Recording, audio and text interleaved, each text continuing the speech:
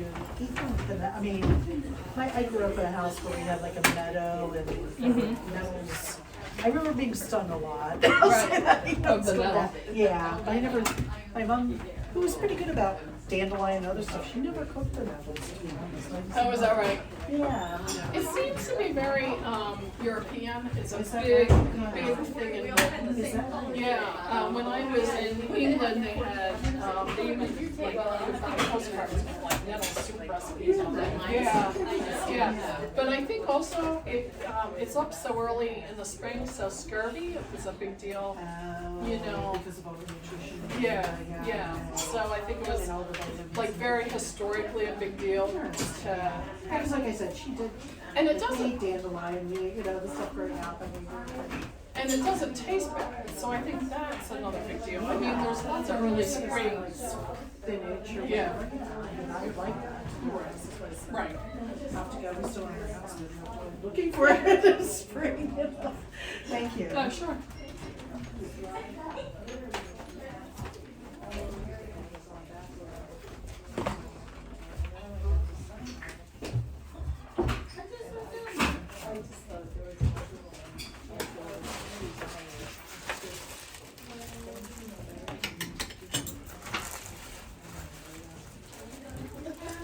I was wondering, what is the difference between the three mints? Like, I know the flavor, but medicinally, is there a difference between peppermint, spearmint, and mint? Well, when you say mint, I'm not sure what you're talking about. Okay. So, It's a broad category, I take it. yes. So peppermint to me is a little. I use peppermint a little bit more therapeutically. Okay. Spearmint to me tastes like chewing gum. It's also very therapeutic. I don't know why I don't use it that way, but it is. Spearmint to me, when I put it in tea, it adds a lot of sparkle and shine. I like the way it makes teas pop and flavor. Okay. So it has a chewing gum flavor to me. So, but it's also very healthy for you for the digestion.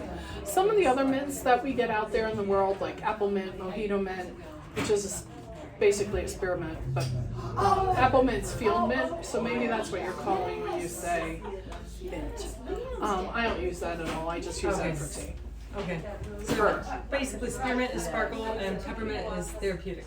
Yeah, you can certainly use spearmint for therapy as well. I don't know why I don't. You know, sometimes you just fall into habits. Yeah. I have no logic to tell you why. So the herbs I bought, remember I told you I bought like some bulk herbs, like I realized it's 2 years ago. I was looking at the, so I want to start going through them. I think they're still good. Probably. Yeah. Most likely. 2 years I wouldn't be afraid of. Okay. Just use more. Okay. I'm just going to keep using it. Yeah. No, use it all. Absolutely.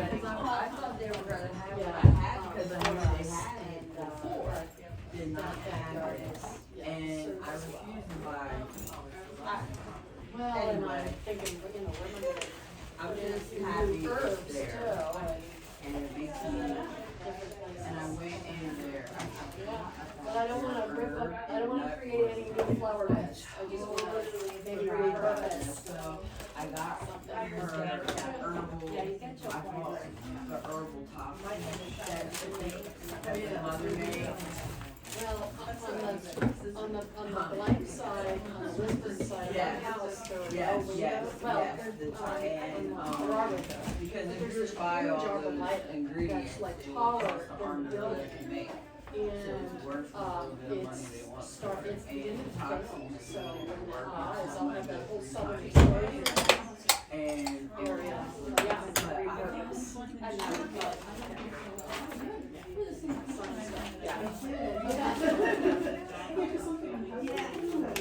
Thank you for saying something. it's pretty good. I can try different.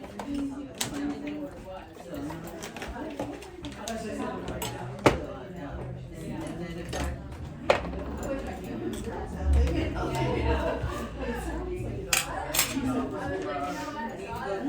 I need to go through my herbs.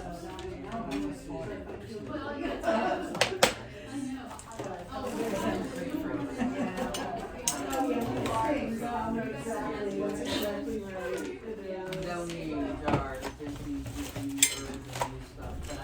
only with the herbs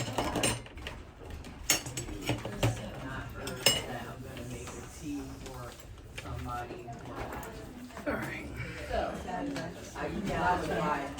Yeah, my sister and I No. have come to this, so it's not just your stuff. I know, it's just gonna see, Really, I actually need a little tea and Taking tea and tarot reading. Oh, that's neat. That's neat.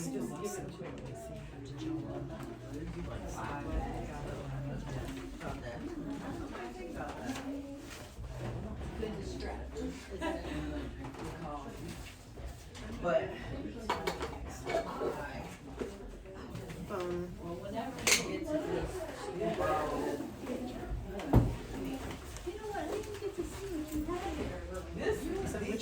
It sure is. Okay. Yeah.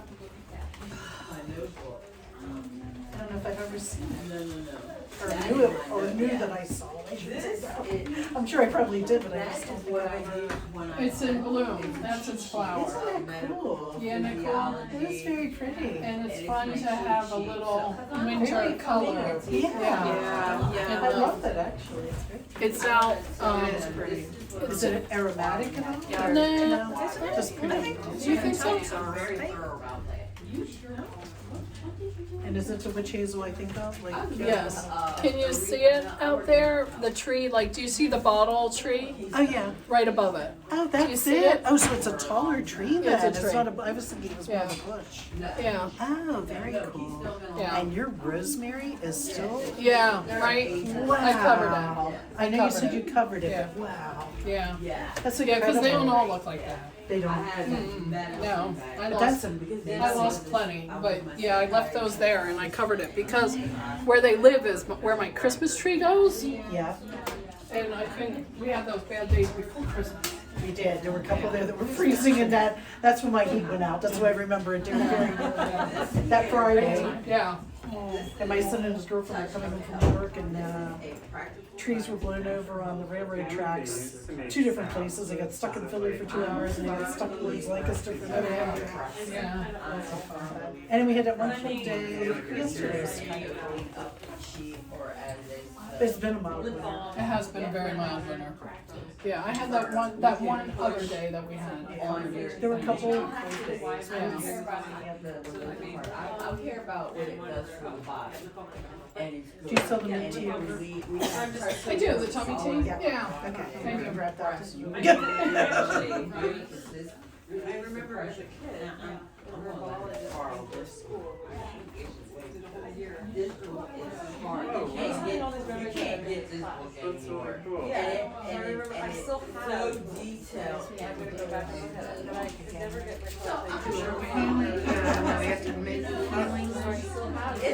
Healing oil and salve, which, which is gonna do that. I think that was, when she said that first thing, I think that was the oil that we're making into the salve. That's right. Oh, is that what it is? I think it was, because that certainly wasn't the salve that she was. Oh, no, but maybe she said we're making. We're making a salve, yes, that's what I think. Okay. I don't know, I'm interested to see. Yeah. I like that she does the stuff at the end. Oh, because, yeah. After Kind reading, of like, you know? yeah, it's nice. I love that she splits it up like that. My cat took the little herb pouch that she gave me last Oh. Oh no. Keeping it to herself. She just took it and that was it? That's so funny. The smell must have been. Well, she needs it. Okay. We can't keep anything in the house. She's, yeah. Oh, wow. Maybe she has a spot that she's hiding the stuff. If you ever look for that, I was just gonna say, Right, right, you know, found like the somewhere spot. in Treasure trove of little. Yeah. The other cat kills bugs and collects them. Oh, that's funny. That is funny. At least it's not like my. You didn't see the appearance, you saw it. Decided to have. When I came in, someone was standing there, it was like, I guess it's one of those things. Oh my God, I would be out of my mind. Now it's nice to see Friday. I get it. It's hard to do. Oh my God. Yeah, sometimes. And I was just very, very, you know. been busy?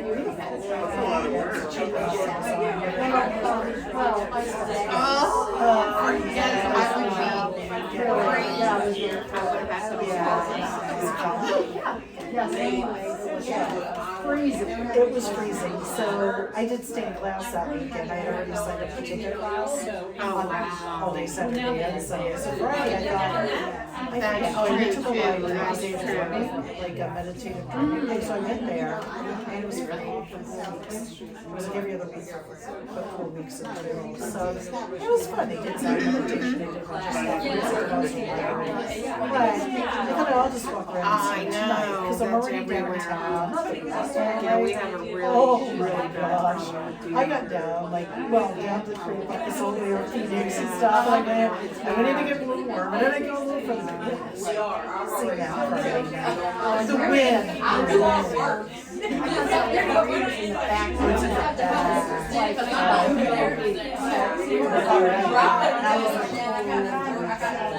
I was fun to walk around. I enjoyed seeing different stuff. But you were not wrong, because I've been here years and years everywhere. And my people it's not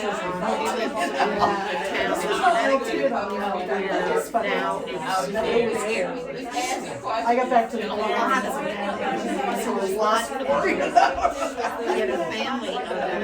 but it was fun. It sounded like he had a great weekend though, because I saw on Facebook that they gave you guys, and I love the fingers. I thought it was berries.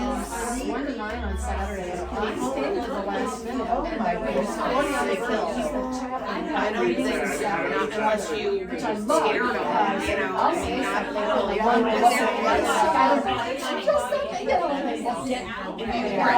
between them and their babies, but they do somewhere in Connecticut, they're tracking them. A woman had her screen, like porch screen, door pull. It came through the screen into the So I was thinking probably change. and emptied everything out of the refrigerator. She's tired all until she heard that it was done.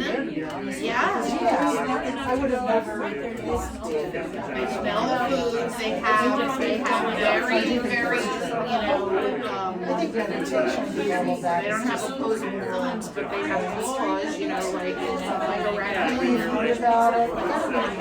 Yeah. I mean, they'll eat grubs. I I mean, don't it's like, there's things that you know, meditation or whatever. It was more like monks did that. I mean, but not like a meditation. I mean, they don't do that.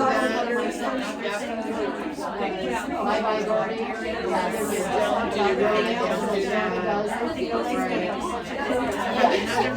That's it, yeah. Not too far from my sister.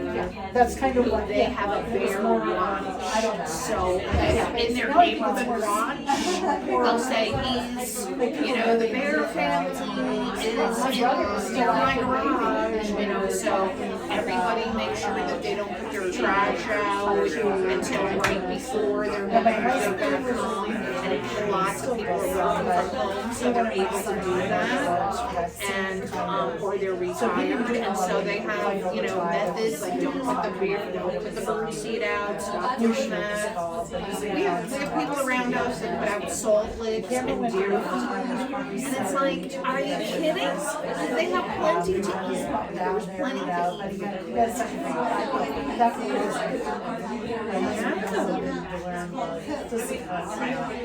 Teachings behind it, philosophy and coaches that you have, leadership academies where Oh my gosh!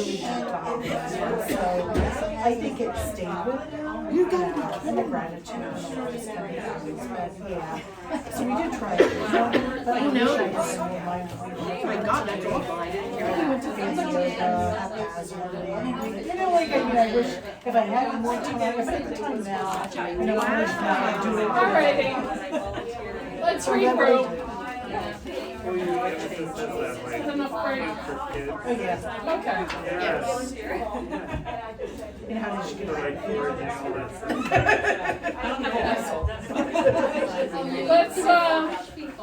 Let's gather back.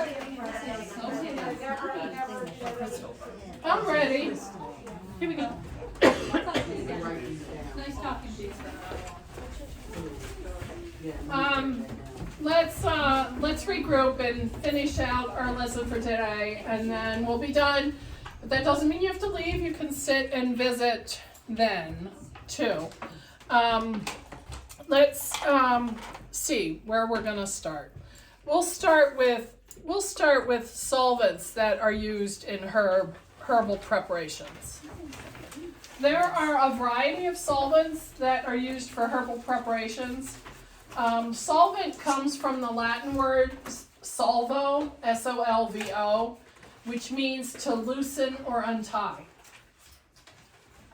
Some of it's random trivia that I toss out there, but it amuses me, so Sure. you end up with that. Oh, and I should tell you that the solvents, a lot of this is on Unit 2, page 16. So don't feel like if you don't get every single word written down that you're in trouble. Unit 2, page 16. The most universal solvent, the one that's always safe, always effective, always readily available, is, of course, water. Water is, we use it for infusions, decoctions, tisanes. Usually when we use water as a solvent, we have to make it fresh every couple days because it does not have like long-term, long storage, keeping kind of properties. You can fix it by adding a little bit of alcohol or a teeny bit of apple cider vinegar even to water solvent preparations to make it last a little bit longer. Water effectively dissolves most vitamins, some minerals, starches, gums, enzymes. And also just keep in mind that 62% of our body is water, so water as a solvent works really absorbable in our body. And like I said, a lot of this is written down for you. Alcohol has been used since ancient times. It's probably the most widely used solvent and the most popular one for medicinal preparations today. Alcohol is a powerful solvent. It takes out, it breaks down and absorbs and pulls out most of the plant material. It has that prolonged storage capability. So that's its big advantage. Herbalists like to use like vodka is very, very popular, but rum, gin, brandy, any of those will work. Grain alcohol is really, that's the one that's 80 to 90 proof. It's very effective for dissolving like resins and very waxy materials and fats. It also is effective for like a lot of the essential oils and volatile oils and vitamin and minerals. So a lot of herbalists will use that as well and do the extracting in the grain alcohol. And then because that's such a high proof, once it's extracted, they'll add distilled water to it to get it down to a more manageable proof. And we're going to make tinctures next month, and we're going to make glycerinites next month. So we'll go deeper into all of this then as well. Glycerin is another solvent. It's a chemical constituent of both oils, like animal oils and vegetable oils. You can get, for vegetarians, you can get 100% like vegetable-based glycerin. It's an excellent solvent. It has a little bit of a nutritive component to it. Glycerin is very sweet in and of itself. So because of it being sweet, it tastes good and it's safe. So it's really good for children. You get a lot of compliancy when you make glycerin-based tinctures and extracts. It dissolves most things like sugars and enzymes and bitter compounds and minerals and vitamins. Generally, what I found is if you can make, if it's recommended as a tea, the herb that you're working with, is if it's recommended and it said it's effective in a tea form, it will be effective as a glycerin. So that's like a little rule of thumb that I kind of use. Could you repeat that again, please? Yeah, so if when you're doing your studies and whatever and it says it's an effective tea, it will be effective as a glycerin. Glycerin will absorb all the active medicinal constituents out of it, just like water would absorb it. As effective or more effective? As effective. But if it says, you know, if when you're reading something like milk thistle, for instance, that's an example that we did today. Milk thistle is very effective in an alcohol-based extraction, but it is not effective as a tea extraction. So if it's not effective as a tea extraction, it's really not going to be effective as a glycerin extraction. Does that make sense? Mm-hmm. Yeah. Does it work vice versa? If someone says, "Oh, take this tincture," can you just take the tea? Like, I'm I not guess what I'm on your page. understanding is that you're saying if it's an effective tea, you could also make it as a tincture, right? I'm saying you can make it as a glycerin. Oh, what's the difference between a glycerin and a tincture? Totally different. So a tincture is alcohol-based extraction, Okay. and a glycerin is a vegetable-based fat. Okay, so tincture and glycerin are different. Yeah. Okay. So extractions are all. There's many things, all solvents extract. So we can extract with water, we can extract with alcohol, and those we refer to as tinctures usually. Okay. And we can extract with glycerin. And so when you say the word extraction, that's very generic. Okay. So we usually have to add another word in there, like you might have to say vinegar extraction or glycerin extraction. Yeah. Okay. Glycerin, I do want to mention, is a little less stable than alcohol. So an alcohol extraction or a tincture, alcohol extraction, the FDA says that they have a shelf life of 10 years. And I think we'll agree that the FDA is a pretty conservative organization. Mm-hmm. So they say they're good for 10 years. Glycerin-based extractions have a much shorter shelf life. They usually are good for around 3, which is still a pretty good long time when you think about it. But they have a 3-year shelf life, okay? Water-based extractions, they have like a 3-day shelf life. They're not long at all. Okay. So another really old solvent would be vinegar, especially like apple cider vinegar, but also like, you know, a white wine vinegar or red wine vinegar, any of those. What's the shelf life for that? Huh? The shelf life of vinegar, oh my goodness. 20 years, 30 years, I don't know, forever. Isn't it thousands of years? Probably. Probably. It just keeps getting more and more acidic and vinegary, but yeah, no, it's a really long time.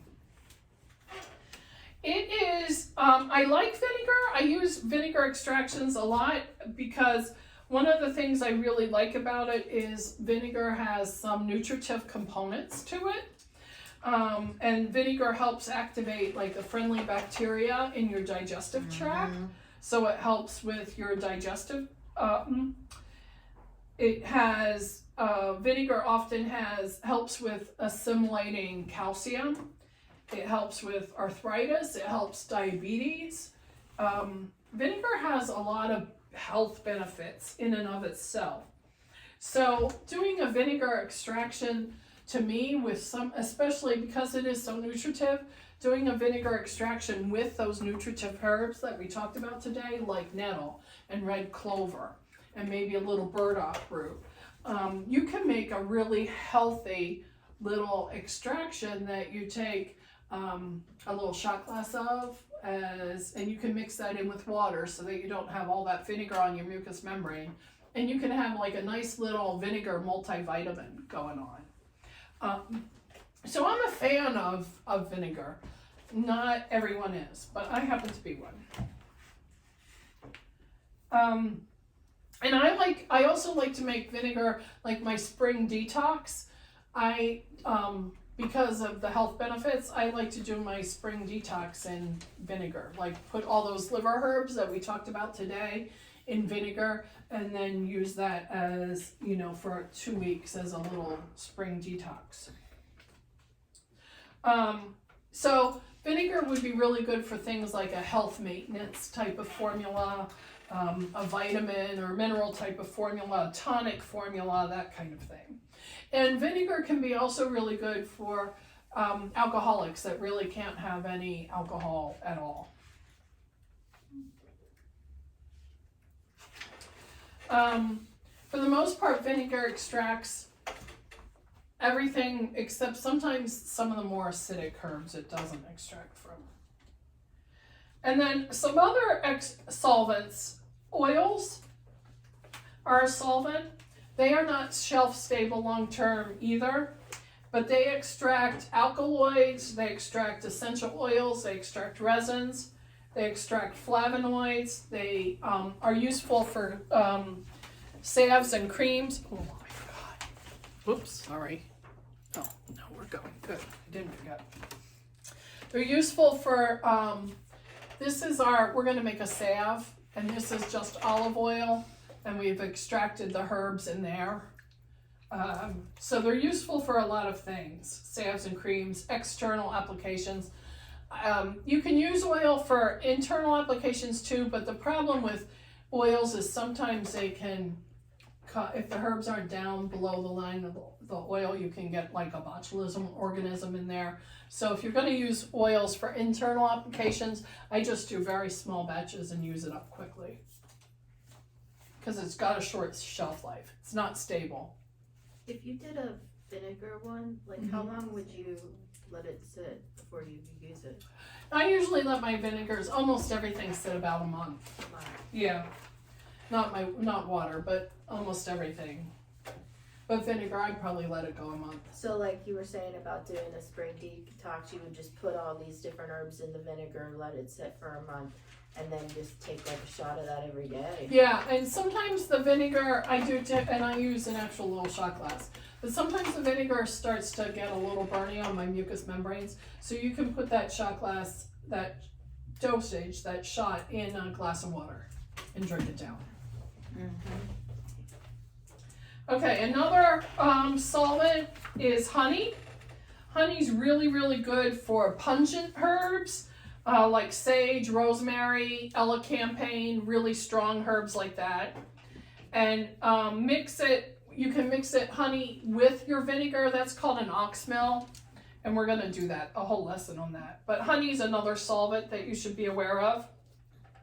And another solvent you should be aware of is witch hazel. Witch hazel is an astringent. It's very rich in tannins.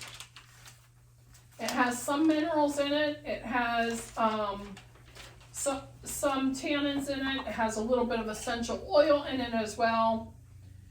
And but it's a very good solvent. We'll talk about that a little bit more in a couple minutes here. And then rubbing alcohol is also a solvent, and some liniments, a lot of herbalists really like rubbing alcohol. They're like, oh my gosh, use that. But it does extract, and a lot of old-fashioned liniments are used rubbing alcohol. So I do mention it because it does extract.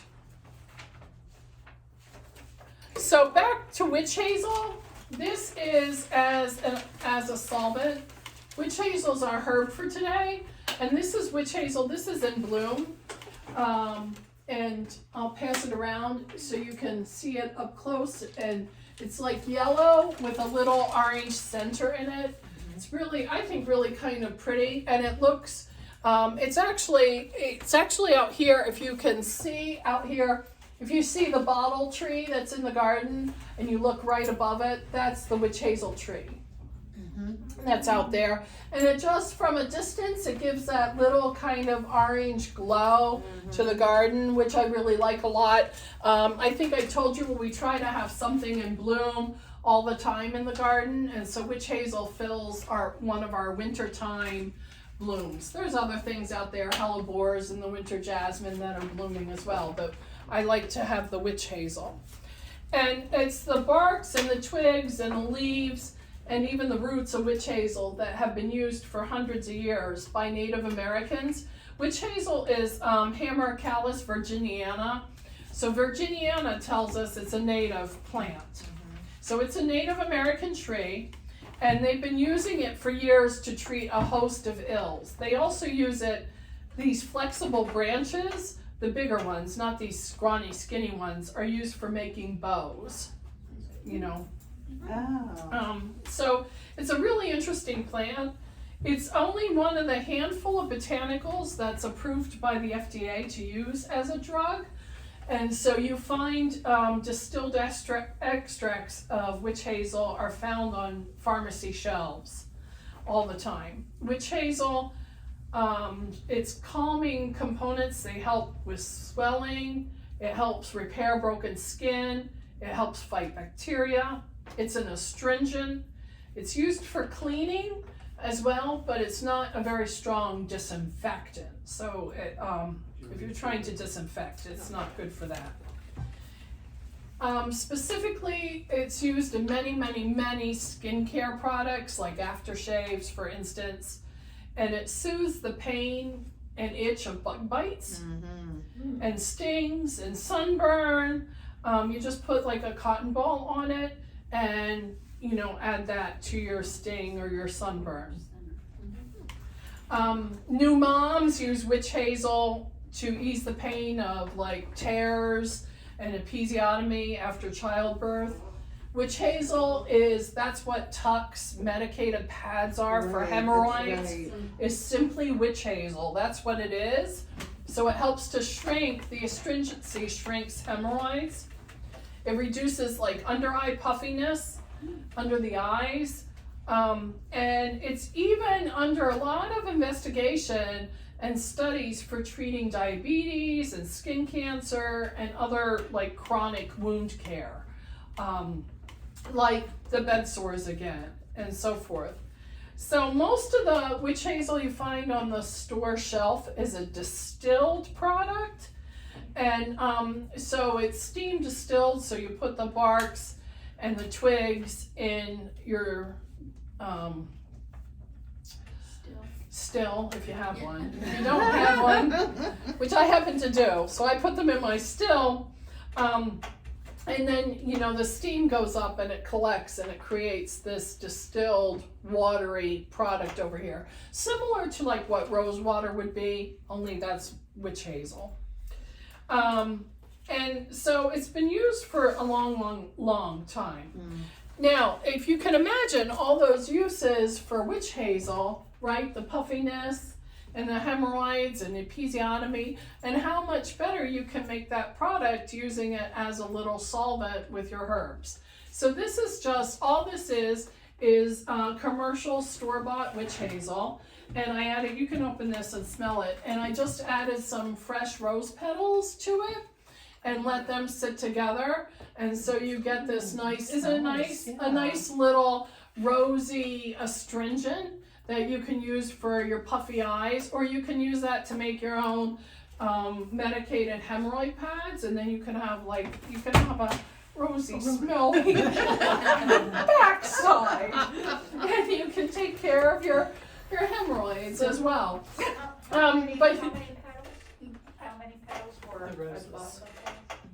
I don't know, you know, a handful. And they were fresh. And you can do it with fresh or dried, it doesn't matter, as long as they're fragrant. So I like the old-fashioned Rosa rugosa petals, but it will work with fresh or dried. And you don't have to do roses. You can do it with lavender, dried lavender, or if you want, you know, if you want it to be a astringent that's also has like a puffy, uplifting feeling, you could use peppermint.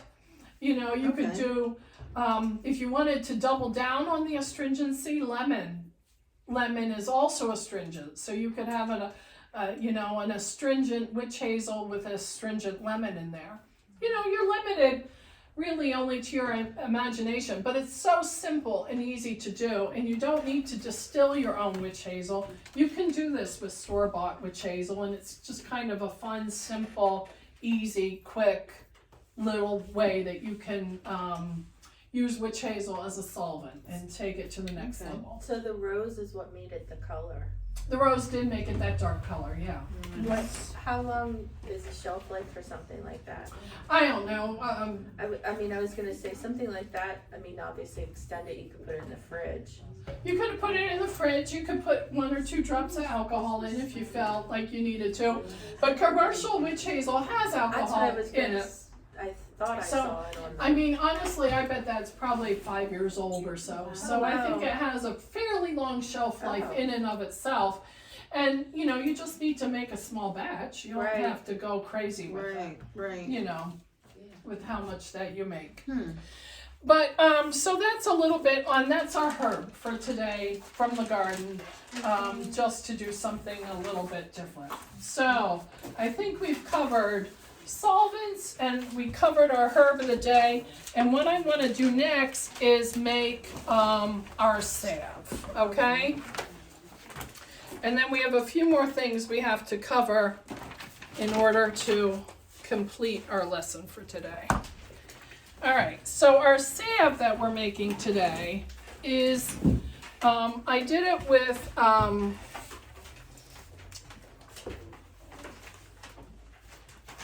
here we go. This is the recipe I came up with. I wrote it down. I'll read it once. But then I wrote it down so I could pass it around. It is made with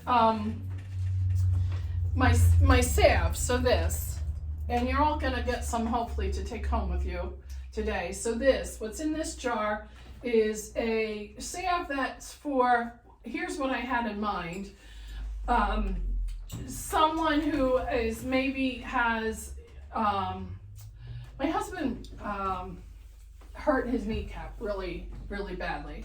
So someone, that's what I had in mind. Someone who has some pain from the knee, or pain from some arthritis, or pain from some surgery, or something like that, along those lines, with some muscular pain involved. So I have 2 parts of arnica in here, and 1.5 parts of St. John's wort, and then 1 part ginger root, and 1 part comfrey root, and 1 part peppermint, and 1/2 part of cayenne. So the cayenne is in there, and the ginger root, they're both in there because they stimulate a little bit of warmth when you put that on, when you put this salve on, and that little bit of warmth brings the blood circulation to that area and helps with reducing the pain. Arnica and St. John's wort. St. John's wort's in there because it's really, really good for nerve pain. And arnica is really good for muscular kind of pain. It's used a lot in like formulas for black and blue marks and snow shoveling like kind of pain as well. Can you like go over the parts again? I can, I'm passing it around. Oh, so, okay, cool. Yeah. Okay. Yeah, and then peppermint is also in there. Peppermint's in there because it also stimulates the circulation, and in stimulating the circulation, we stimulate blood to go to that area for healing, and also blood going to that area helps with pain. And so there's parts in there, and I have it's all written down, and we're passing it around so that you can all either take a picture of it or write it down. Whatever, I'm not keeping secrets on what this is. And it's in water? It's in oil. Oh, it's in oil. It's in oil. Really good question. Yeah. It's in oil. It's in fact, because to be really specific, it's in this oil. Extra virgin olive. Yes. And I shopped a little by price. I didn't buy the most expensive olive oil. I didn't buy the cheapest olive oil either. Is that light oil, or I can't see the label, is it light, or I see all these labels. It's on extra oil. virgin olive oil. I don't know. I don't think it's light. That's why I brought it. Heavy. So you can all look at it. This is, And so, when, Did you add the essential oils? No. You said to add birch or- no, sorry. no, I did not add the essential oils yet. Okay. They're on there so that you can know what they are, but I haven't, you'll watch me add them. Oh, I'm sorry. That's okay, no problem, good questions. So this is, I like to use these kind of jars that have lines on the side. So you'll find that this is a very standard kind of formula or ratio that we use when we're extracting is a ratio of 1 to 4. So that means 1 part herb, so I fill to like this one line that's of herbs, and then I fill up to the top with the rest with my menstruum that I'm extracting into. So that could be, and this is for dried. Dried is 1 to 4. Dried is 1 to 4. So I fill the first line with herbs, and then I fill the rest of the way with my menstruum, whatever it is. In this case, today, it's olive oil. Okay. Okay? And then I let them, if I was doing it fresh, and I don't often make salves fresh because of that little bacteria issue that happens with oils. But if I was doing it fresh, I would use a ratio of 1 to 2. And you'll find that this is a theme. I'm gonna repeat these ratios to you several times over the next month. But 1 to 2, so that would mean I'd fill it halfway with the fresh botanicals, and then the rest of the way with my menstruum. When I use fresh in an oil, if I am going to use fresh, and sometimes I do because like making a poison ivy salve, for instance, which we talked about earlier, I use fresh jewelweed and fresh plantain and fresh calendula or fresh comfrey. So when using fresh, there are a couple things when you're making a salve you want to keep in mind. I wilt them a little bit first. I wilt them a little bit, like for a day. And then you always want to keep the fresh herbs down below the line of the oil. Because if you have some random herb stem sticking up, that gives an entry point for the bacteria to crawl down in there.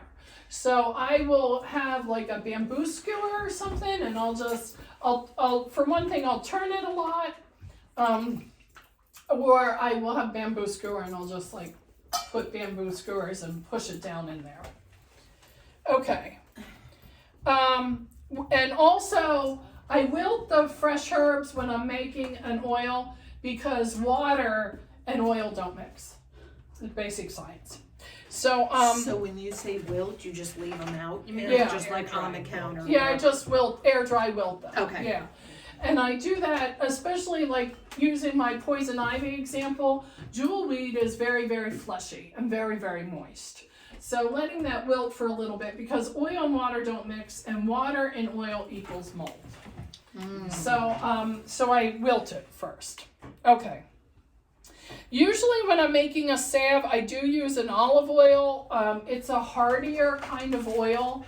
Whether you use the light one or the not light one, that's up to you. But olive oil is a hardier oil, and salves are kind of meant to coat the skin, to protect the skin. And so using a hardier oil for that is helpful. But if you don't want to do that, maybe you want something that feels better on the skin. You can use almond oil, safflower oil, jojoba oil, things that are more skin friendly, that are more skin absorbable. That's fine. You can use any of those, will work. Okay. So put it in a clean jar. When making salves, cleanliness is kind of important. So put it in a clean, dry jar. We don't want any excess water in there. And let it sit and infuse for 2 weeks. Stir it occasionally and shake it occasionally. And you can even, every time you walk by it, you can just turn it like upside down. Just keep doing this. And I keep it right in, I keep it in like a little plastic tub or on a tray or something. But then if I didn't tighten the lid right, like I've learned the hard way. So I just work in these little bins. and turn it periodically. The last day, I would let it settle. I didn't do that, but if you let it settle, it helps an awful lot when it comes to the part about straining it out. So, we're having a clean jar. We're going to infuse it for a couple of weeks. And we'll get into, after I make this, I'm going to show you how to make this. And then after we do that, we'll talk about, like, I don't have 2 weeks to make my poison ivy salve. I have poison ivy now. I want my salve tomorrow. We'll talk about that. We're going to get there. When at the end of 2 weeks, you want to loosen the lid. This is important. You loosen the lid and you listen for a second, because if you get a psh sound, that's bad. And then you do a visual and you do a sniff test. So if it smells like it went rancid, like, that's bad. If it doesn't, this just smells like olive oil. So we're good. But you want to listen, you want to look, and you want to smell. And that's all an important step. And I've had some go bad, and who knows? I looked at it cross-eyed. Who knows what I did wrong? I do not. But it does happen. Every once in a while I get, like, off-gassing. I'm like, yeah, no. Okay. So then take a piece of, like, cheesecloth, and you just get this at the grocery store. It's in the cake baking aisle, and it's usually hanging on the rack. Cheesecloth, it's in packaging like that. Take your cheesecloth and then put that, this is, my pan only has one speed. It's on and off. So it's currently in off mode. You find there's its on button. Let me just plug that in and it'll be on. So it's slow.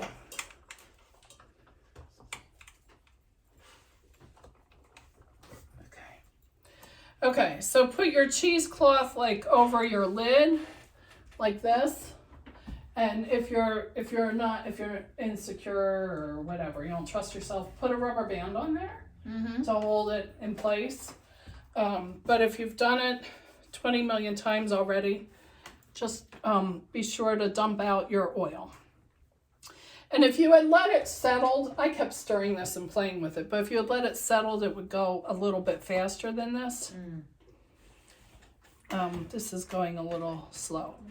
But we're just going to let it dump out.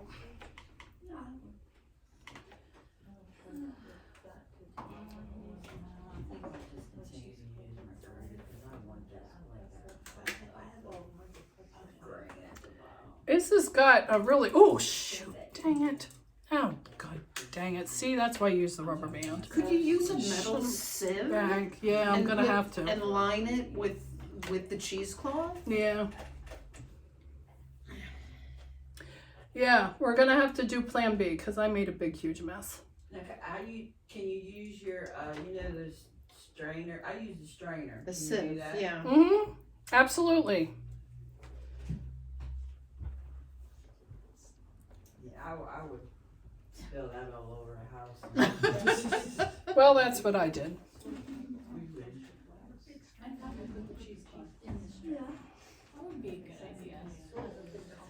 You can also use a big muslin bag as well, and that helps catch it all also.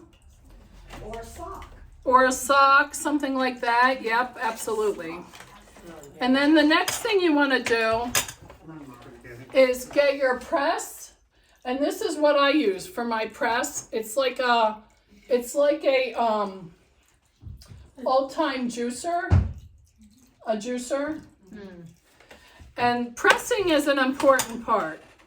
So then we take this cheesecloth filled with the herb and put it in our press.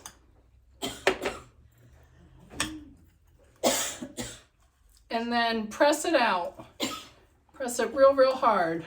And then see how much more I get.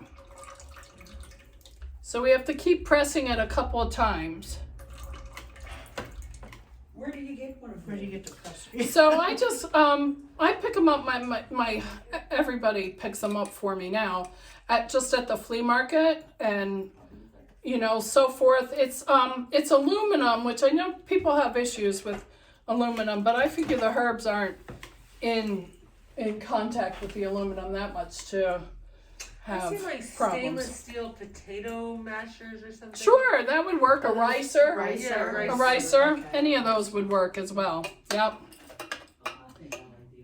Yeah.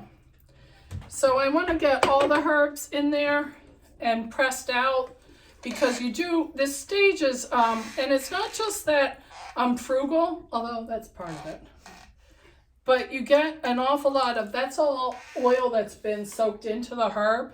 So you get an awful lot of medicine out of that.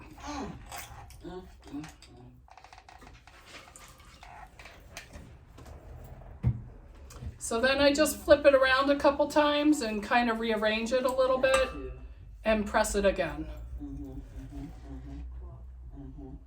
To keep getting every last drop out of there.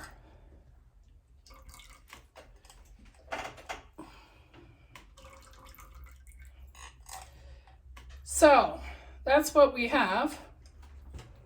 And then I throw it in my bin again. Only I have an awful lot of herb in there, so I'm gonna have to get my favorite sister to help me. Because it needs strained again, because I put a lot in of herb. She heard you. Yeah. Sister has good hearing. Here's more cheesecloth, and I have way too much herb in there. I did a very poor job straining. So I'm straining it. Yes, and getting it back in this pan. It's oil. Great. Thanks.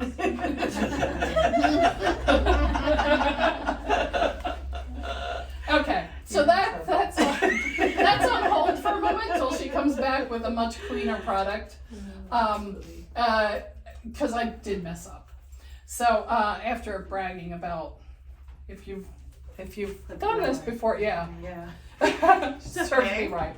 Okay, so then when she comes back, we're gonna heat it up on my burner gently, and you can do this on a double boiler, but I wasn't worried about it because I'm going to be standing right here watching it. But what we want to do in this point, this is very usable, and you can use that oil like on the meat. It would work just fine in the condition that it is. It is, however, not shelf stable. So it will last, it will stay, I don't know, maybe a couple of months, but then it might get rancid smelling. Can you keep it in the fridge? Well, oil solidifies in the fridge. I mean, I guess you could keep it in the fridge. That's true. But the other thing that you can do is add some sort of fat to it, like a solid fat. Like what we're going to use today is beeswax. And beeswax, you can add beeswax to it. You can add, if you don't want to use beeswax, you can use cocoa butter. You can use shea butter. Oh wow, you're fast. I know what I'm doing in the kitchen. Yep, nope, that's perfect, thank you. It's a different pan, I see what she did. All right, so we're back to adding our fats, our wax, yeah, okay. So, whoops. Sorry, I thought I was with my tea.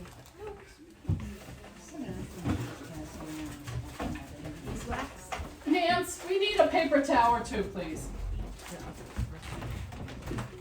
So now we're adding our wax. And you can add any wax you want. Beeswax, you can add,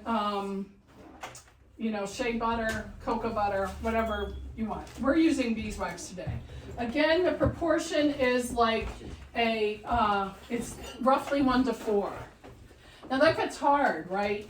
That's kind of hard. How are we measuring like our 1 to 4 beeswax to our oil? Yeah, I know. Like, yeah. Tamara is like, yeah, you just kind of do it. So that is my method as well. I just kind of do it. This is 2 ounces in here, and this is this big jar in here. Wait, hold on. That's only 2 ounces, but 2 ounces of beeswax look like? Yeah, because these are shredded into teeny little pellets, And so because when I've worked with the little pellets that this shredded beeswax, I feel like there's like extra air in there. So I personally I found that I add a little bit more.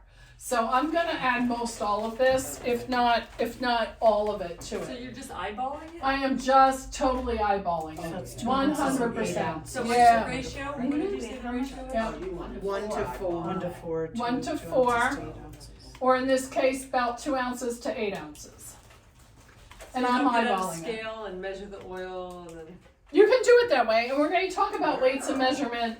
We're going to talk about weights and measurement next. Wait, isn't that a, It's 16. 16. Yeah, that's what I was trying to see. and, 2 ounces.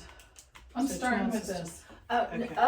so the 1 to 4 ratio, so what are you including that? I thought the 1 to 4 ratio was 1 part herbs, 4 parts Yes. oil. And then, when it's time to add the wax, it's also 1 to 4. Wax to oil. So a fourth of that, so that's why you're, okay. I'm going by gut here. Okay. So what I'm going to do is I'm going to add all this wax to here. And then we're going to let it melt together.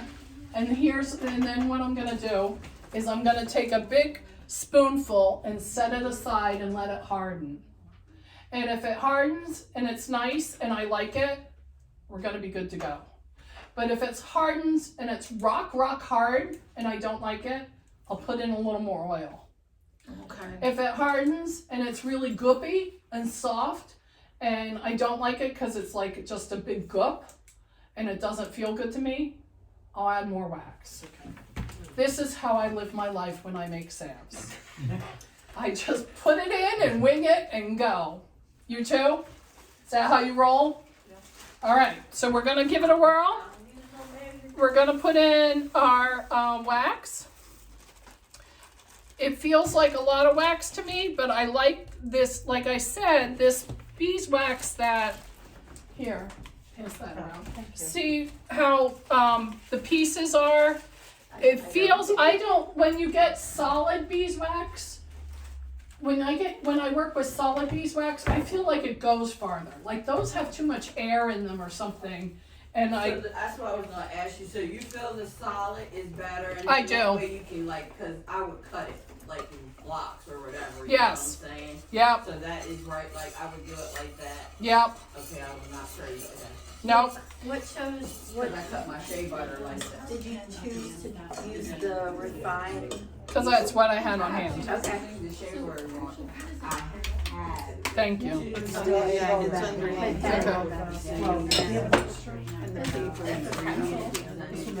Thank you. It's still under there. Yeah. It's good. Good eye. That shea butter, drain it. If you got it, you can. Or you can smell Okay. the heat from the Okay, so now we're. Adding the oil. I can still use stuff in the crock pot. Oh, thank you. And what kind of oil is that? This is birch. So this is where I add the oil, So birch the is essential oil. for smell or what's the birch? No, the birch it smells like Bengay. Do you smell Oh, it? wow, really? Do you smell it? I'll pass it around so you can smell it. So it has in it, oh, I think I made a mess with it. Huh? Oh, it feels okay, okay. So birch has in it, like wintergreen, like rosemary, like eucalyptus, it has that menthol in it. So it has that mentholation in it that goes into your pain, like Bengay does. It's all those mentholated herbs in there, like wintergreen, birch, rosemary, eucalyptus. I'm sure there's others. Thyme. They all have menthol in them, and birch is one of them. So I chose, peppermint would be another one that has that menthol in. I chose birch. Why? Because that's what I felt like. Thank you. Or was handy. Who knows? It's what I grabbed.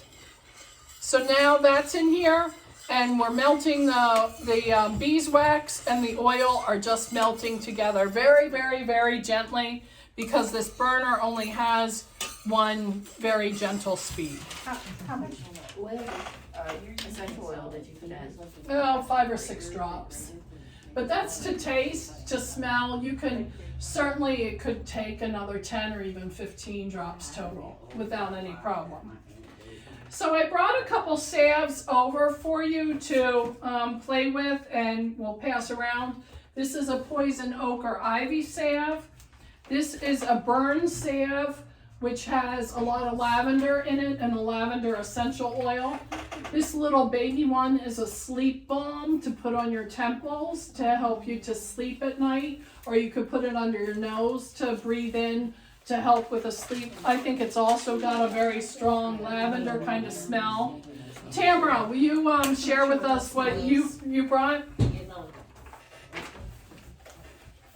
Now, if y'all didn't know, I have osteonecrosis, lupus, fibromyalgia, chronic pain, all these other things, right?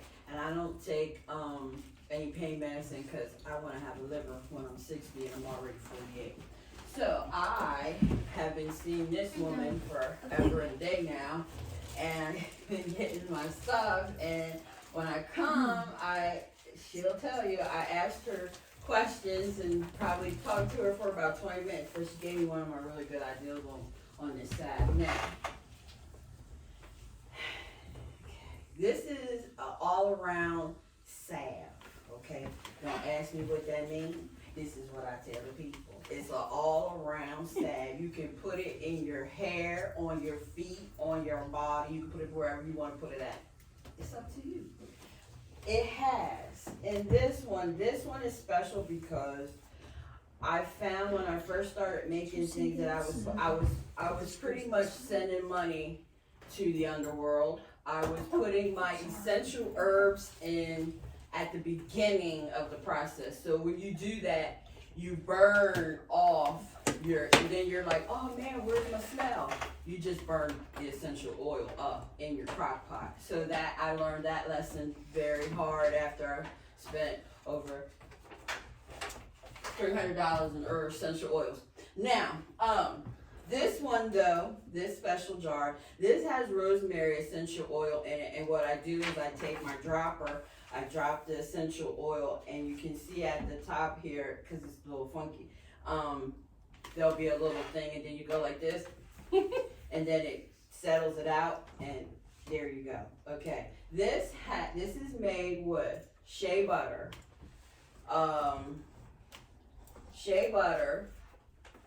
oh God, don't do this, brain to me.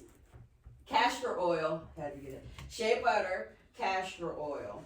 It has vitamin E in it. It has black seed oil in it. It has jojoba oil in it. It has hemp oil in it. It has vanilla bean in it. It has cinnamon in it. And I'm talking about the cinnamon stick. Okay. It has star of anise. It has CARANODOM seeds in it. Cardamom. Cardamom. Okay. And it has clove, the whole clove in this too. Now the reason why I use the whole, the whole thing of the plant, like I use the clove seed, I use the stick, and I shred the cinnamon to open it up, to open up the branch. The reason why I do that is I take the oil and I put it in my old 1970s crock pot, and I let it sit for a week.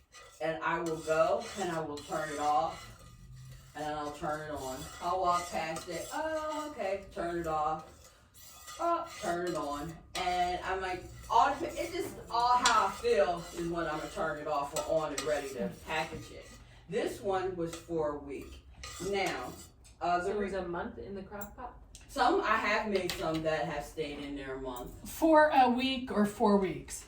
4 weeks. Gotcha. 4 weeks. Okay. Because it's like you'll know because your oil will start burning and you'll smell it. When I say a couple, I might just leave it on a couple hours, walk by, or when I go to bed, turn it off. So it's off all night and it only burns, when I'm home or whatever.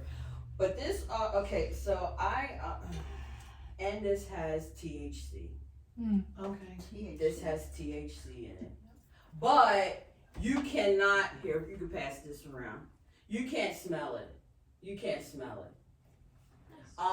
Do you have do you have a knife and a piece of paper? I can shake some of that out. Yeah. And you guys can try it. We're not gonna try this one because this is going to somebody. But this one, that has essential oil in it. When you go to spread that on your, you'll feel a little burn. That's the burn from the clove, the cinnamon, the star anise, and everything else in it. And it's good, but this one doesn't have the essential oil in it. And how I got it to set like this, I put it in the freezer. Okay, so it's beautiful. Yes, because I have an issue with that. So you want me to do this? Just and a little, on- yeah. And then people can touch. Yes, they can touch that. You can Gotcha. touch that. Yes. Oh, you got it. Go ahead and dig it. You got to keep going. Okay. That hasn't set it right. Now this one, There you go, if you wanna touch the plate. oh, and it has, This and one. at the bottom, because I'm all about look. Her You will everything see the was. settlement that I'm not Yeah. just taking I was something thinking this was in there. I like to use the it. color. Do you wanna try it? Now I use this for pain, It might be. for nerves. I get out of my shower and I put it on immediately, and it's just like I relax. I use this because I had hip replacement, and I use it on the hip replacement areas or on my knees when the weather is bad. So I use this in my hair, and oh my God, look how much hair I grew with my braids. Oh, all this black hair, that's my natural hair, and all this black hair I grew in like 3 or 4 months from using my cream on my hair. So, because it has vanilla bean, has true vanilla bean in it. So I take and I strew out the vanilla bean, and then I also let that soak. She is right. When you're making these things, she told you your imagination, but it has to have a purpose. Like, okay, when I did this, this is me for me because I have pain. But I found that I could use it on everything. So I use it on everything. You know what I mean? And it doesn't bother me. And I didn't want to use it because I gave it to my mom because she has this thing on her hand where it locks up or whatever. So she rubs that in there and then it'll unlock it for her. And so I don't want her to feel the stigma that I put THC in it. So I don't want her to feel that stigma. So that's why it doesn't smell like that. You ain't gonna smell it. Alright. So that is the reason why, because I don't want anybody to feel the stigma of, no, it's a good, you're not gonna get a buzz or anything, it's gonna take care of your pain. It's gonna relax you, it's gonna take that, whatever you, and I have, this knee here is hollow as Swiss cheese. I put this on, and I put my brace on, and I exercise, and it affords me to live a normal life without drugs. Wow. So and I had to add, because I didn't, when I was, I had books, but when you're looking at books you don't know. So she just rock my world today, because and then I was like, does anybody else just throw stuff in their crock pot and be like, oh, it has ginger in it too. And I got the ginger from, what's that place called?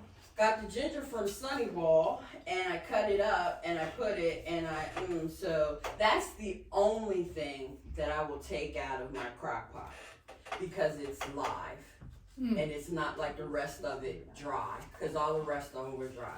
So that is, and that one that you guys got, that you can go around, that one right there, this one right here has rosemary oil in it, and that was my the last step, the very last step.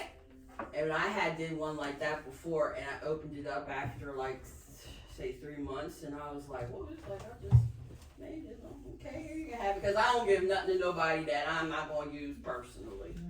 So I'm very particular. I'm very particular about that. Very, very, very, very, very, very particular. But there you go. Thank you. I love that. If you need some or you want, I do not sell. I'm not a seller. I don't sell. But I have like,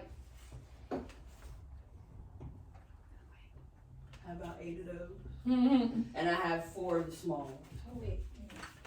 So a couple of points, that was really good, thank you. And like, no notes, no rehearsal, like, that was great. A couple of points I just wanted to reiterate that she made really good points. I added the essential oil a little early. Did you hear her say she does it even after you've bottled, after you put it in the jars? Yes. So when it's cooled down, the essential oils, you will get more effect out of them when they're cooler. So I wanted to reiterate that because that was a really good tip. The crock pot method that she was talking about, so most crock pots are regulated to be like 175 degrees. So that's why she's going through, she's turning it on, she's turning it off, she's turning it on, she's turning it off. That's why she was doing that. So it made perfect sense what you said you were doing, but I wanted you to know why, because otherwise that oil would actually start boiling, and you don't want that. You don't want that. So she's going through, she's like warm enough right now, and she's whipping it down, and yeah. So that was a really good point. And then I did want you to just admire them because they are clean. They're clear. I mean, when I don't mind having swimmies in my salve. If a few herbs get in there, okay, granted, I had 1/8 of a cup of herbs in today. That's a little excessive, but if I have a few little particles in there, I really don't care. But you are straining beautifully. That is a really crystal clear product. So And that I came thought that was from you because you gave me that tip, and then when someone tells you something, you're like, okay, she said what? Yeah. Okay. And I'm like, okay, well, I know she don't want all this junk in there. So I Yeah, had you to can touch figure it out too. how to do it's it hard. without the junk. Is it hard? And Oh, it's very. Seems to be pretty hard. Let's touch it. Oh yeah, it's pretty It good. seems like it's hard. So we're passing around the one that I made Yes, I now, and a little spoonful of it. You're welcome to touch it.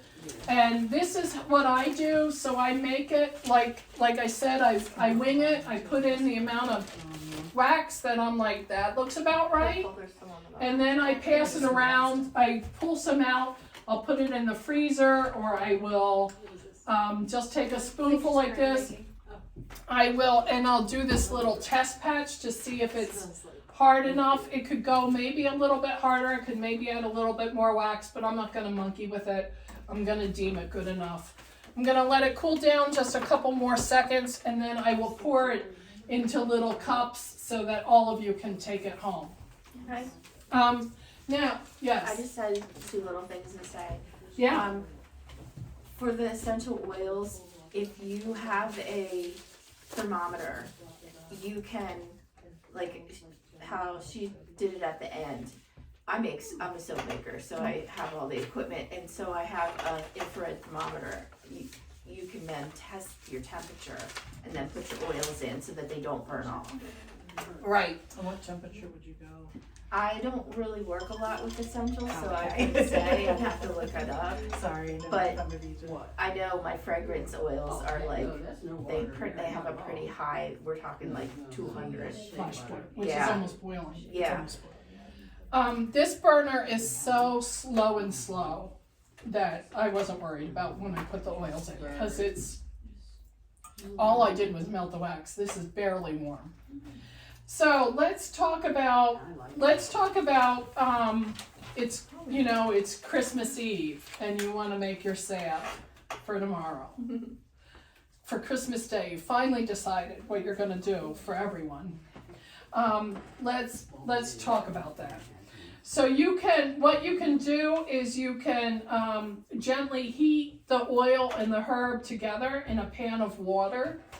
Like on a double boiler, have the water underneath and have a pan of water and the oil going in there. Or in the crock pot, I will put this jar in boiling water in the crock pot and just let them heat together. You don't want the oil to boil though, but that will speed up the process of extracting the herbs into the oil.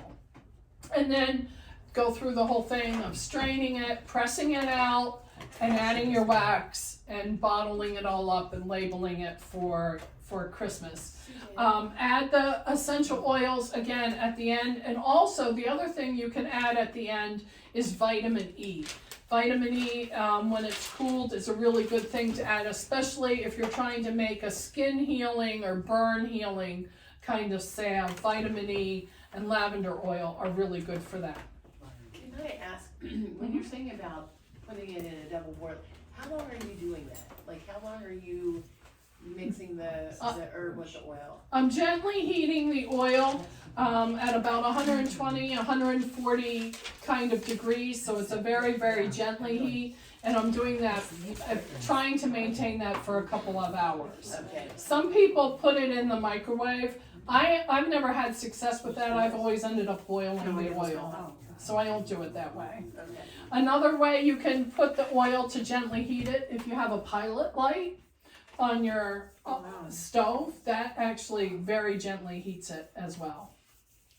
Okay, but there's yet another method that I want to talk to you about. And this is called the alcohol intermediary method. And this is not in your notes. So you're not going to find this in the Rosemary notebook. This is all fresh Susanna material. Alcohol intermediary method. So what you do for that is you take 1 ounce of your herb, whatever herb you want to use, 1 ounce total, 1 ounce total. So you can use a blend. You could use like half comfrey and half calendula, but you'd use then a ½ ounce of each or whatever. Okay, dried, yeah. And put it into your blender or your NutriBullet or your whatever, and grind it till it's like a pretty coarse powder.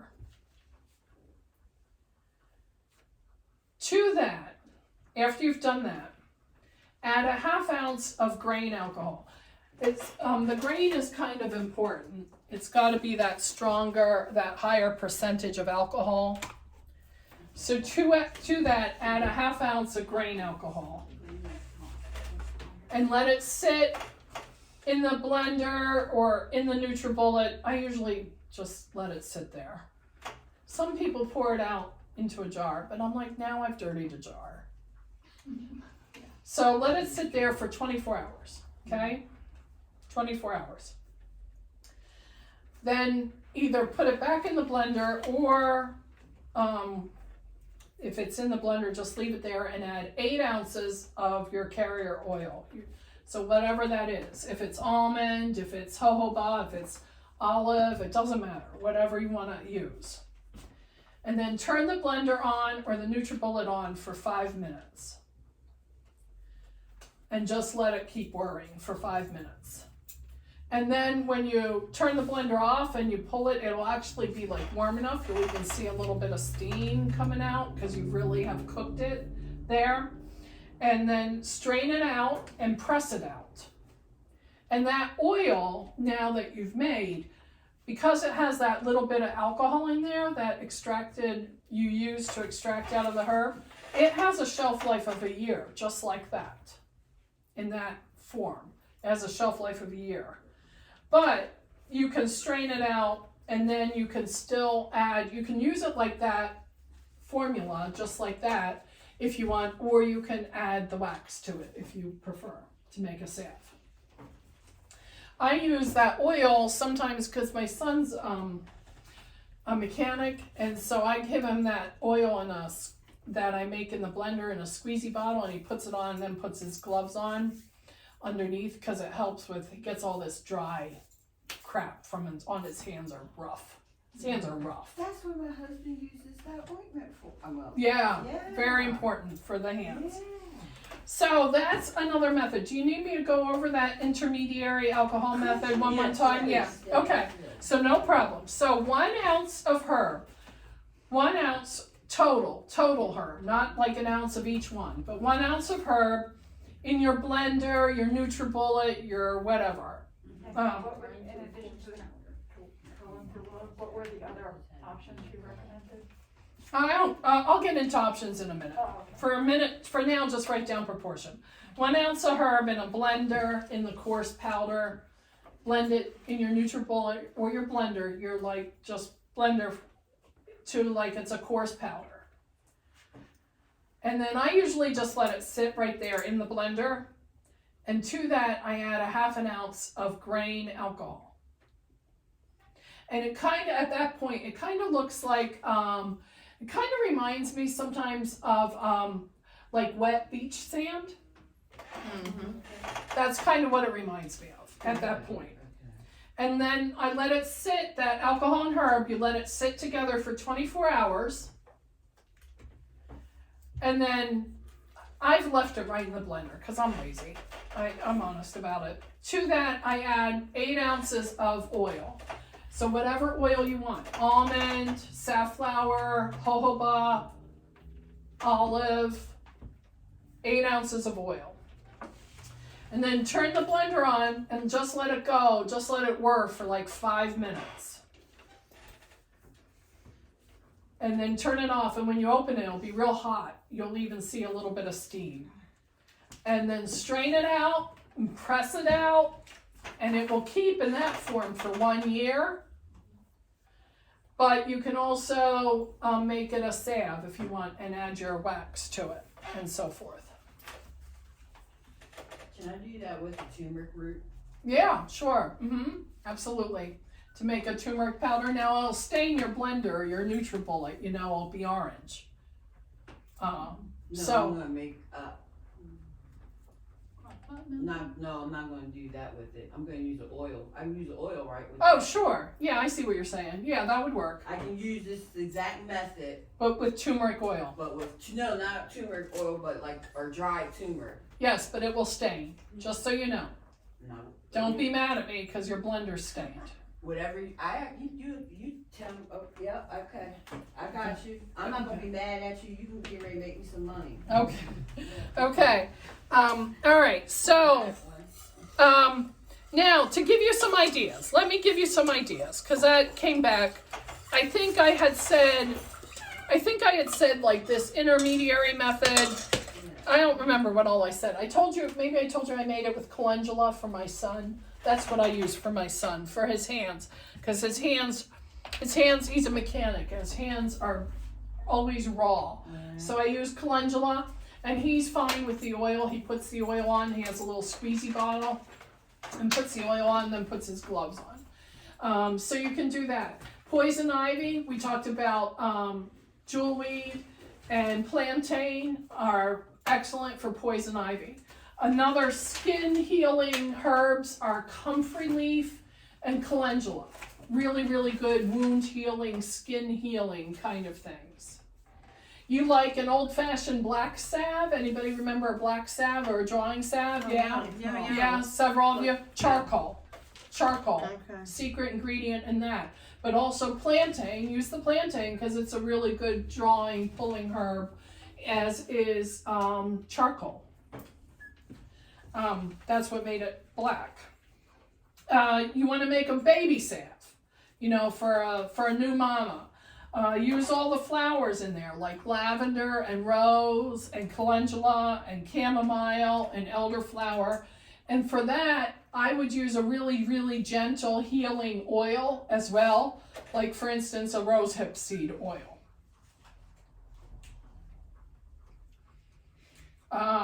We talked about skincare. Skincare is like plantain, calendula, jewelweed, yarrow, comfrey leaf.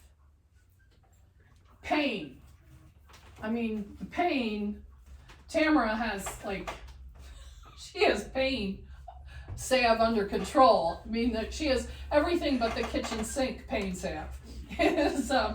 But also like a little cayenne, the birch essential oil, the peppermint essential oil, because they're mentholated. So those are good things for pain. You kind of got the idea? There's a lot you can do with this. Lots you can do with it. All right, so this is your labels. I'll pass some of these around. And I'm gonna bottle up the salve super fast, and we will get those passed around. I I need to do that. Over there. These two tables. Thank you. It is, so you can label it, you can call it whatever you want. Class salve, I don't care. But we will get some of these going around so everyone can have some. We have a couple more things we have to talk about today. Hey Nancy, will you help me again?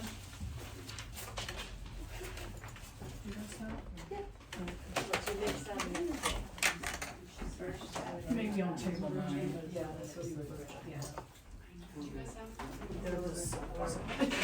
She was smaller. I think she's gonna. All right, my sister's gonna help by filling those out, and then we'll get them passed out, and you'll have your labels in hand. All right, I think we have a couple more things we have to finish up today before we are done for the day. I have to look at my notes. Oh, weights and measures. We have to do that, right? Yeah. So this is my scale that I like to use when I do weigh. I do occasionally on time. I do occasionally weigh things. But I like this one an awful lot, this little Eat Smart kind of scale. One of the things I like about it is it has, the table's really a little bit bigger. Oh, nice. A little bit bigger in size, so that helps. And it also has a tear function, so I'm able to tear out my empty jar, the weight of my empty jar, or my baggie, or my measuring cup, or whatever that I'm using. It also will weigh both in grams and in ounces. And that's really important to me as a herbalist. So you're more than welcome to take a look at this scale to see if it's something you feel like you want to invest in. I don't have any affiliation with the Eat Smart people. It just happens to be one that I found.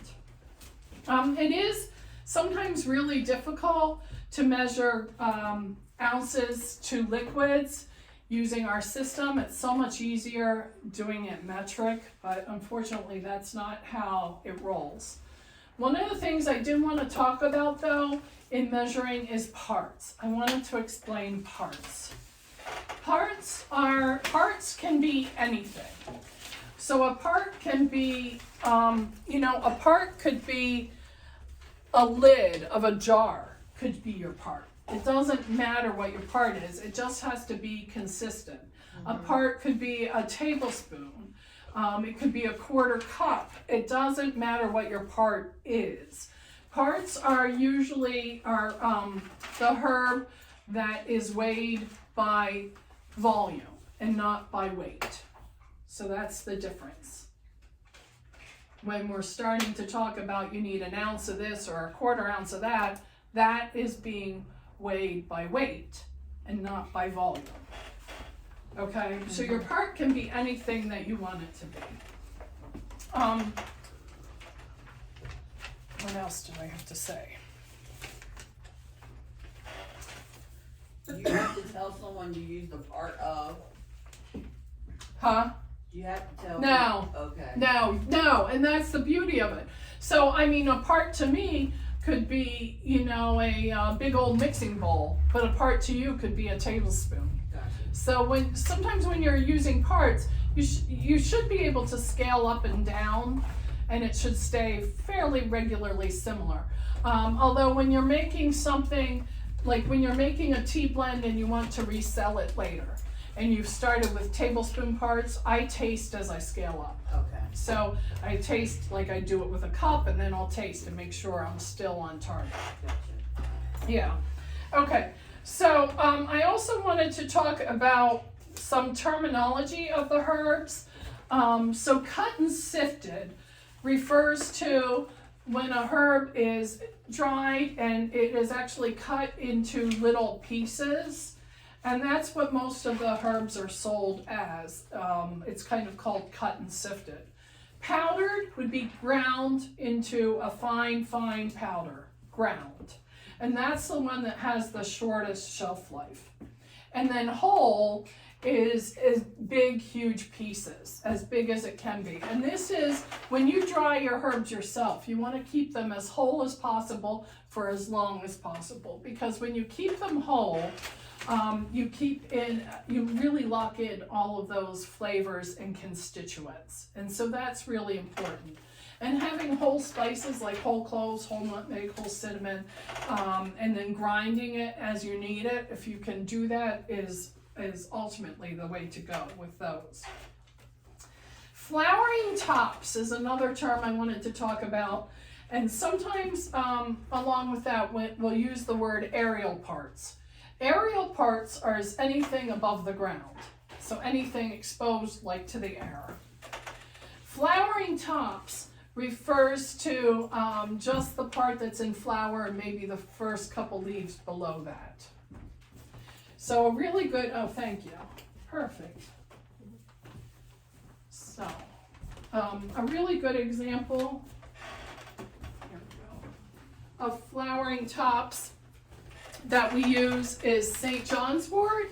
St. John's wort we cut when it's in flower, and we cut maybe those bottom couple leaves right below the flower. And then, of course, root is anything that's down below the ground, and seed is the seeds of the plant. And then today we talked about a few other things, like with sassafras, we talked about bark of the root, which is another part as well. All right. I think we just need to we're supposed to do a little bit more on beverage blends today, and then we might be wrapping it up. Suzanne, can I go back to the bark and the root? Yes. There's a time, and I can't remember what the harvesting. He's actually harvesting like the outer skin of the tree. It's not using the inner part. So would you just call that the bark? Yes, that's just the bark. And what plant is that? Okay. It's a tree. Okay. But Yeah. he only takes like this much of it because he doesn't want to kill the tree. Yeah. We'll get it around. These guys need it then. So on that harvesting of the bark, we never go all the way around the tree this way. We always go up and down on the tree. Okay? Because if you go around this way, you could really hurt the tree and ultimately kill it. But yes, sometimes there are some things where we harvest the bark. But it's just called bark. Bark, yeah. Like birch bark. That's actually one that we use the bark. Yeah. Sometimes we use the inner layer, like the slippery elm. Slippery elm is also one where you gather the bark of the tree, but we use just slightly inside of it. Okay, so just a teeny bit more on beverage blending. It's really, Rosemary's a huge fan of tea, making teas, and so we're gonna I know we did beverage, we did teas last month, but we're just gonna wrap up with a little bit more on beverage blending. This is written down for you. It's, I don't have the page number, but it is written down for you in your book, so don't feel like the pressure of having to write down all the notes. When you're beverage blending, there are some basic rules. You want to always know the flavor and the property of each herb that you're putting in there. It should have a reason for being in there. The reason can be flavor. It's fine for the reason to be flavor, but you definitely want to have a purpose for every herb that you're putting in there. And I love that when Tamara was talking about her salve, she said the same thing. Have a reason for what you're putting in there. And I love that you said that. Start with an idea of what flavor or what feeling you wish to evoke. So if you're beverage blending and you just really want to evoke a feeling of lightheartedness and joy and happiness, that's a very good feeling to want. Have an idea, have a vision of where your end path, your goal is going to be. Don't forget to beverage blend for beauty. Enjoy the harmony of the flavors used, the harmony of the aroma, and the harmony of flowers for color. You can just put in a little bit of blue cornflowers, just because they give a little bit of a ooh kind of look to it. Like, what is it? Safflower is another one that has a reddish kind of color to it and just gives a little bit of a ooh kind of moment. I always feel that way about these star anise pods. Sometimes when I blend and if I put it in a jar like that, like the salves, I'll put a star anise pod right on the very top, because then when you open it up, you just the first reaction is, ooh, look at that little star right there. So that's a lot of fun. And the star anise gives not just different color, but texture as well. So you pay attention to texture. Keep a little notebook, even if it's just scratched. Like these are my notebooks that I tend to use are old ones that my kids, usually they say algebra across the top or some such. And I'm like, well, that was good for the first 3 days of class. But keep a little notebook of your favorite blends, because you think you'll remember all the ingredients, but you really don't. And then create special fun packaging, give it unique names. Create your own little labels, which is so easy to do on the computer anymore. And remember that your teas are going to be great gifts and are always going to be welcome when you're visiting friends and family. So that is a little bit to encourage you to keep playing with the teas and the infusions and the decoctions. Tea is really, really valuable part of medicine making, and whether it's a beverage blend for therapeutic reasons or whether it's for pleasure, it's just so much fun. And we're going to continue to move on with other medicine making. Today we did salves. Next month we're going to do tinctures and glycerinites. And so we're going to keep building our medicine making kind of skills every time. But I don't want you to forget about tea blending. I have a question. Really Yes. quickly. Okay. We're going to talk about labeling, correct? Later on. Labeling? Yes. I can. I don't know that I have it specifically, but you want correct Yeah, labeling? Yeah, I can do that. What all do you put on it? Yeah, no, I can. It depends on what you're making, if it's considered cosmetic or not. There's a really good book. I'll look it up and give you the name of it. Thank you. Yeah. Yeah, there's a lot to it, but we can certainly, Maggie has Bewitching Moon here in Mechanicsburg. It's on Main Street. She's actually open on Sundays, so I don't know how you get to play hooky, but My husband's Yeah. there. I've been you're a good husband. But Bewitching Moon down on Main Street, and she's a soap maker, so she has a lot of skills in that Awesome. as well. But we will get into that. Thank you. Not today, but now it's on my radar, Thank girlfriend. you. So Thank we're solid. All right, I think that's going to wrap it up for today. And I think that's it, unless you have questions. Oh, you're welcome. I'm kind of done. Bye, guys. Thank you.